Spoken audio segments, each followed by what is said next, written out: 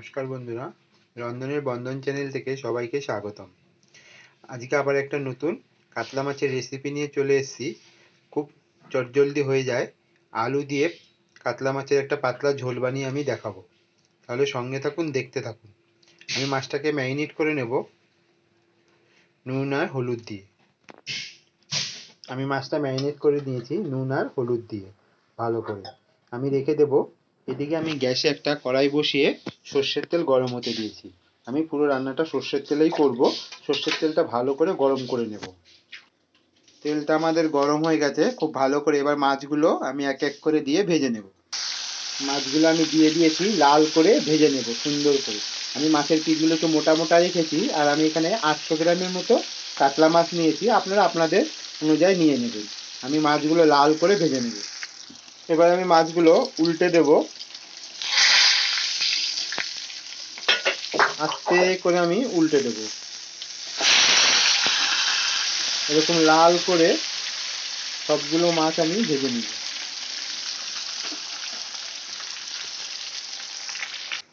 মাছগুলো লাল করে ভাজা হয়ে গেছে, এবার আমি তুলে নেব।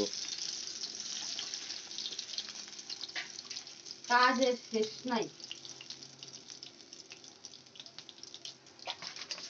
আমি একটা প্লেটে নামিয়ে নিয়েছি, বেশ লাল করে ভেজে নিয়েছি। এবার আমি বাকি মাছগুলো ঠিক এইভাবেই ভেজে নেব। আমি সবগুলো মাছ লাল লাল করে ভেজে নিয়েছি। মাছ ভাজার যথেষ্ট তেল রয়ে গেছে, এই তেলেই আমি আলুগুলো ভেজে নেব। আমি মাছের জন্য 4টে মিডিয়াম সাইজের আলুকে লম্বা লম্বা করে কেটে নিয়েছি। কেটে পরিষ্কার করে ধুয়ে নিয়েছি। এবার আলুগুলো আমি লাল করে ফ্রাই করে নেব।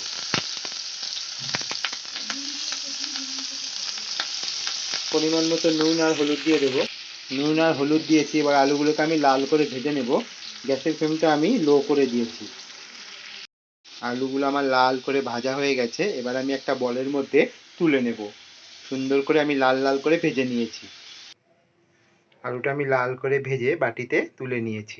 এদিকে আমার মাছ ভাজা যথেষ্ট পরিমাণ, মাছ আর আলু ভেজে যথেষ্ট পরিমাণ তেল রয়ে গেছে। এই তেলে আমি দিয়ে দেব গোটা জিরে আর একটা তেজপাতা ফোড়নে। ফোড়নটা আমি হালকা ভেজে নেব।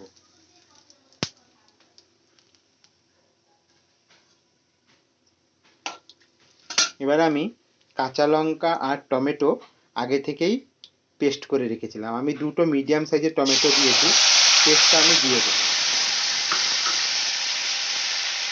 এবার ভালো করে পেস্টটা আমি কষিয়ে নিই। এখানে আমি আর কোনো রকম আদা রসুনের ব্যবহার করব না।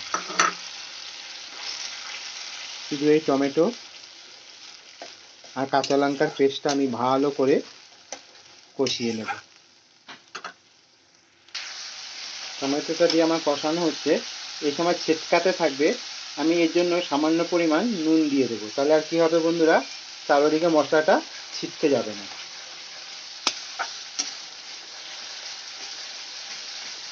এইভাবে কাতলা মাছের পাতলা আলু দিয়ে পাতলা ঝোল বানিয়ে খেয়ে দেখবেন গরম ভাতের সঙ্গে দুপুরবেলা খুব সুন্দর লাগবে বন্ধুরা।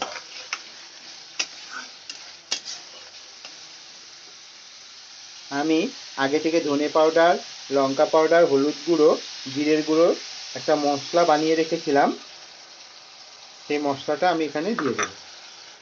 এবার দিয়ে ভালো করে কষিয়ে নেব।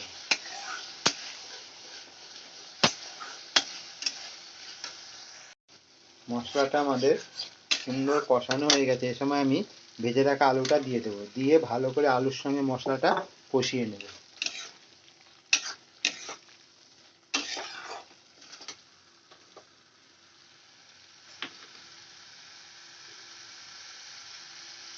সামান্য নুন দিয়ে দেবো। এবার আমি ভালো করে কষাতে থাকবো। খুব ভালো করে না কষালে টেস্ট উঠবে না বন্ধুরা। যত সুন্দর করে কষানো হবে তত বেশি খেতে স্বাদ উঠবে। আলুটা দিয়ে আমার খুব সুন্দর কষানো হয়ে গেছে। এবার আমি জল দিয়ে দেবো। ঝোলটা আপনারা আপনাদের মতো দেবেন, কিন্তু আমি একটু একটু ঝোলঝোলই করবো। এটা একটু ঝোলঝোলই ভালো লাগবে। আমি আর একটু জল অ্যাড করব, কারণ ঝোলটা আলুটাও সিদ্ধ হবে, তো ঝোলটা একটু ফুটবে। তো আমি এখানে আর একটু সামান্য পরিমাণ জল অ্যাড করব। আমি আর একটু জল অ্যাড করে দিয়েছি। এবার আমি ঝোলটা ফুটতে দেব। ঝোলটা ফুটে গেলে তারপর আমি এক এক করে মাছগুলো দিয়ে দেব। ঝোলটা আমি ভালো করে ফুটতে দেব। ঝোলটা ফুটে গেছে, এবার আমি এক এক করে মাছগুলো দিয়ে দেব।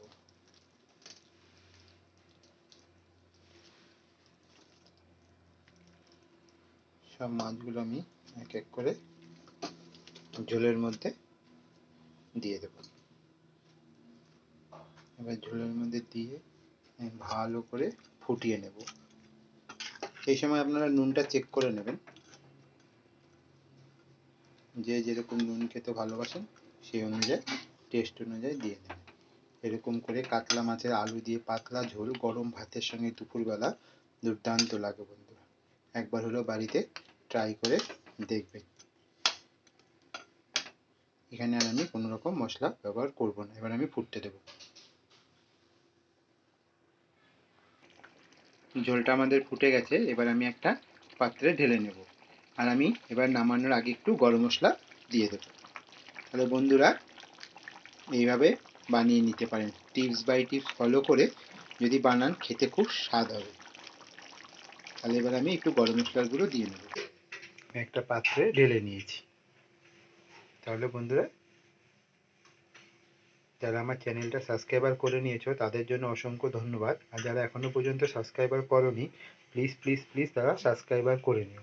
আর পাশে থাকা বেল আইকন বাটনটি প্রেস করে দিও, তাহলে এরকম সুন্দর সুন্দর রান্নার নোটিফিকেশন সবার আগে তোমার মোবাইলে পৌঁছে যাবে। আর প্রচুর পরিমাণে লাইক, কমেন্ট, শেয়ার করতে ভুলবে না।